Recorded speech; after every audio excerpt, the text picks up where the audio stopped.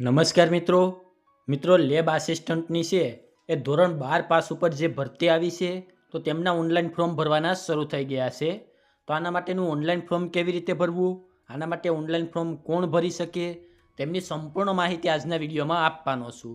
એની પહેલાં અમારી ચેનલમાં પહેલીવાર આવ્યા હોય તો ચેનલને સબસ્ક્રાઈબ કરી દેજો, જેથી ભરતીને લગતી તમામ માહિતી છે એ સૌથી પહેલાં તમારા સુધી પહોંચી શકે. તો ચાલો મિત્રો આપણે આજનો વિડીયો શરૂ કરીએ. મિત્રો વિડીયો શરૂ કરીએ એની પહેલાં જે મિત્રો પોતાની રીતે ઓનલાઈન ફોર્મ ના ભરી શકતા હોય તો તેમનું ફોર્મ છે અમે ઘરે બેઠા ઓનલાઈન ભરી આપીશું. એમના માટે જે કોઈ પણ ચાર્જ થશે તે તમારે અમને ઓનલાઈન ચૂકવવાનો રહેશે.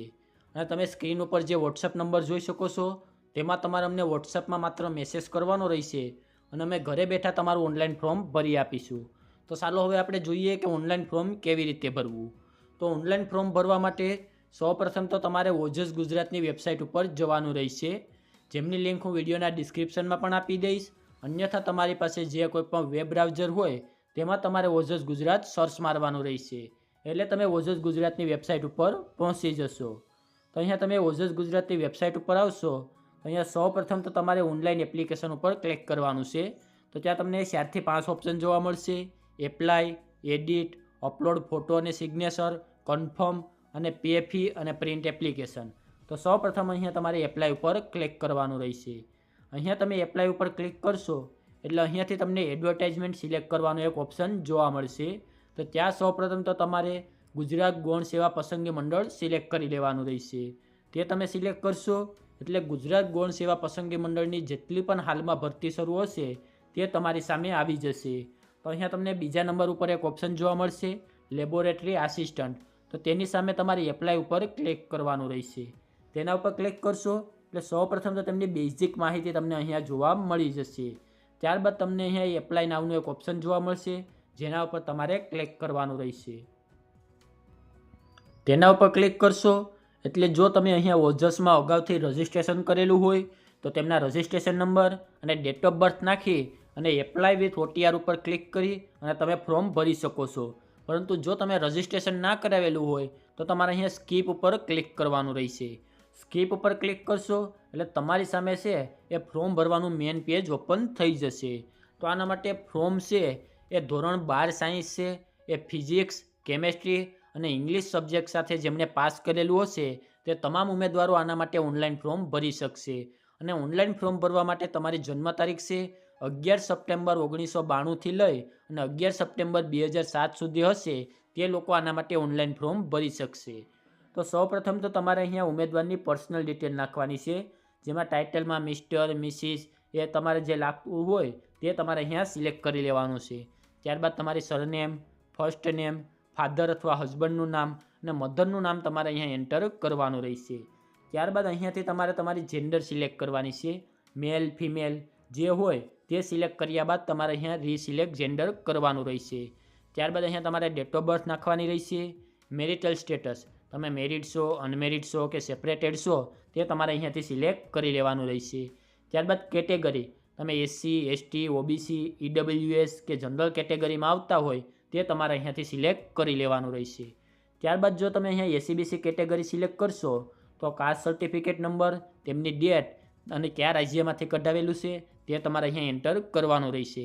ત્યારબાદ નોન ક્રિમિનલ સર્ટિફિકેટ, તેમના નંબર, ડેટ અને કયા અધિકારી દ્વારા તમને આપવામાં આવ્યું છે તે તમારે અહીંયાથી સિલેક્ટ કરવાનું રહેશે. નોન ક્રિમિનલ સર્ટિફિકેટ છે એ લાસ્ટ નાણાકીય 3 વર્ષનું હશે તે જ અહીંયા માન્ય ગણવામાં આવશે. ત્યારબાદ તમારે અહીંયા ઉમેદવારની માહિતી એટલે કે કોમ્યુનિકેશન ડિટેલ નાખવાની છે. એમાં સૌપ્રથમ તો તમારે એડ્રેસ નાખવાનું છે, તમારું સ્ટેટ, જિલ્લો, તાલુકો અને પિનકોડ. એવી જ રીતે તમારે અહીંયા તમારું પરમિનન્ટ એડ્રેસ પણ નાખવાનું રહેશે. ત્યારબાદ તમારે મોબાઈલ નંબર અને ઈમેલ એડ્રેસ નાખવાના છે. મોબાઈલ નંબર અને ઈમેલ એડ્રેસ એ જ નાખવા જે તમારે લાસ્ટ 1 વર્ષ સુધી શરૂ રહેવાના હોય તે મોબાઈલ નંબર અને તે ઈમેલ એડ્રેસ જ તમારે અહીંયા નાખવાના રહેશે, કારણ કે તેમાં તમને જાણ કરવામાં આવતી હોય છે. એવી જ રીતે તમારે રીટાઈપ મોબાઈલ નંબર અને રીટાઈપ ઈમેલ એડ્રેસ અહીંયા નાખવાનું રહેશે. તો મોબાઈલ નંબર અને ઈમેલ એડ્રેસ નાખ્યા બાદ અહીંયા નેશનાલિટીમાં તમારે ઇન્ડિયન રહેવા દેવાનું છે.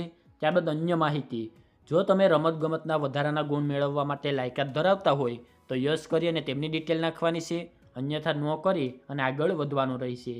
ત્યારબાદ ફિઝિકલી હેન્ડીકેપ હોય તો યસ કરી અને તેની ડિટેલ નાખવાની છે, અન્યથા ન કરી અને આગળ વધવાનું રહેશે.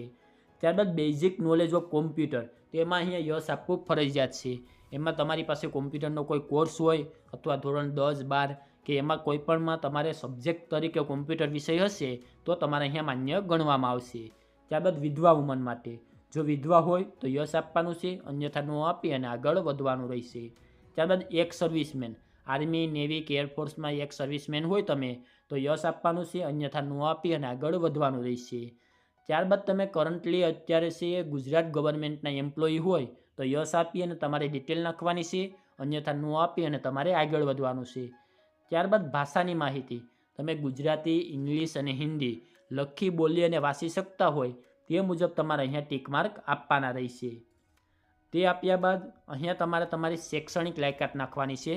તો શૈક્ષણિક લાયકાતમાં સૌપ્રથમ તો છે અહીંયાથી તમારે ફિઝિક્સ, કેમેસ્ટ્રી અને ઇંગ્લિશ સબ્જેક્ટ સાથે છે એ તમે ધોરણ 12 પાસ કર્યું છે તે સિલેક્ટ કરવાનું છે. ત્યારબાદ તેમના પર્સન્ટેજ તમારે અહીંયા એન્ટર કરવાના રહેશે. ત્યારબાદ class, first class, second class જે હોય તે તમારે અહીંયા દર્શાવવાનું રહેશે. ત્યારબાદ ઇન્સ્ટિટ્યૂટ નેમ એટલે કે બોર્ડનું નામ તમારે અહીંયા નાખવાનું રહેશે. ત્યારબાદ સ્ટેટનું નામ નાખવાનું છે, પાસિંગ યર, કેટલી ટ્રાયલમાં તમે પાસ કર્યું એ અને લાસ્ટ સીટ નંબર છે એ તમારે અહીંયા નાખવાના રહેશે. ત્યારબાદ અહીંયા ટીક માર્ક છે યસ આપવાનું રહેશે અને સેવ બટન ઉપર ક્લિક કરવાનું રહેશે. તો અહીંયા જેવું તમે સેવ બટન ઉપર ક્લિક કરશો એટલે તમારી સામે તમારા અરજી નંબર આવી જશે. તો આ અરજી નંબરનો તમારે સ્ક્રીનશોટ પાડી લેવાનો છે અને તે કોપી કરી અને તમારી પાસે રાખવાના રહેશે. આ અરજી નંબરની મદદથી છે એ તમારે ફોટો અને સિગ્નેચર અપલોડ કરવાનો રહેશે અને જો કોઈ સુધારો કરવો હોય તો પણ તમે આ અરજી નંબરની મદદથી કરી શકશો. તો અહીંયા અરજી નંબર મળ્યા બાદ તમારે ફરીથી અહીંયા ઓનલાઈન એપ્લિકેશન ઉપર જવાનું છે અને જો તમારે એડિટ કરવાનું હોય તો એડિટ ઉપર ક્લિક કરી અને ત્યાંથી તમે ફોર્મમાં એડિટ કરી શકો છો.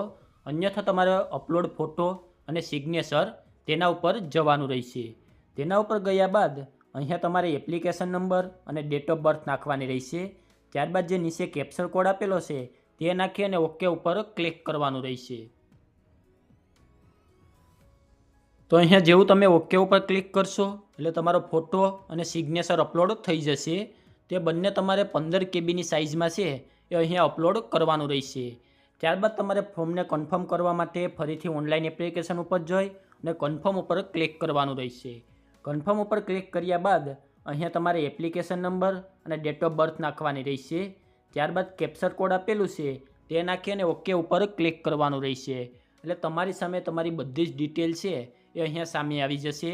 તે ડિટેલ તમારે જોઈ લેવાની છે. જો ડિટેલ ઓકે હોય તો નીચે કન્ફર્મ ઉપર તમારે ક્લિક કરવાનું રહેશે. તમે જેવું કન્ફર્મ ઉપર ક્લિક કરશો એટલે અહીંયાથી તમારું ફોર્મ છે એ કન્ફર્મ થઈ જશે.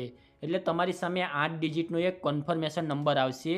તો એ નંબર છે એ તમારી પાસે સાચવીને રાખવાનો છે, તેમનો સ્ક્રીનશોટ લઈ લેવાનો છે અને તે જ કન્ફર્મેશન નંબરની મદદથી છે એ તમારે ફી ભરવાની રહેશે. તો ફી ભરવા માટે સૌપ્રથમ તો છે અહીંયા ફી ઉપર ક્લિક કરવાનું છે. ઓનલાઈન પોસ્ટ ઓફિસ ચલાણ ઉપર તમારે ક્લિક કરવાનું છે.